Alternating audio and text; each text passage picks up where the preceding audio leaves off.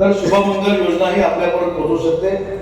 मागच्या वेळी त्या लग्नाला शासन 10,000 रुपये देत होतं, आता शासनाने निर्णय घेतला की 25,000 रुपये त्या शुभमंगल योजनेतनं प्रत्येक घरामध्ये पोहोचले पाहिजे। ज्याच्या घरामध्ये लग्न आहे त्याच्या घरामध्ये पोहोचले पाहिजे। या ज्या योजना आहेत या योजनांची अंमलबजावणी करत असताना सरकारमधल्या अधिकाऱ्यांनी देखील आपलं देखील काहीतरी समाजाप्रती देणं लागतं। या उद्देशानं जर आपण लोकांप्रती काम केलं तर या तालुक्यामध्ये जसं 89 ते 90% काम पूर्ण झालेलं आहे तसंच प्रत्येक तालुक्यामध्ये होऊ शकतं। आणि म्हणून ज्यांनी हे काम 90% आणलं त्या अधिकाऱ्यांना, अंगणवाडी सेविकांना, बचत गटाच्या महिलांना आणि सगळ्याच पक्षाच्या पदाधिकाऱ्यांना मी शासनामार्फत मनापासून धन्यवाद देतो।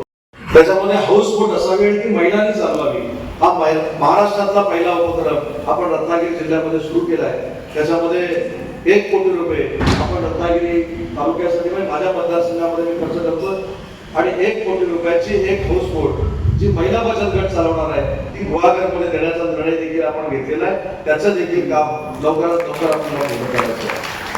आणि म्हणून पर्यटनाच्या दृष्टीने रत्नागिरी जिल्हा देखील मागे नाही, गुहागर तालुका देखील मागे नाही, हे देखील आपल्या सगळ्यांना दाखवून द्यायचं आहे। आणि यासाठी आपण सगळ्यांनी तत्परतेने काम करावं एवढीच विनंती करतो। टाइम्स डिजिटलला लाईक करा, सबस्क्राईब करा, शेअर करा आणि बेल आयकॉन दाबायला विसरू नका। Times digital.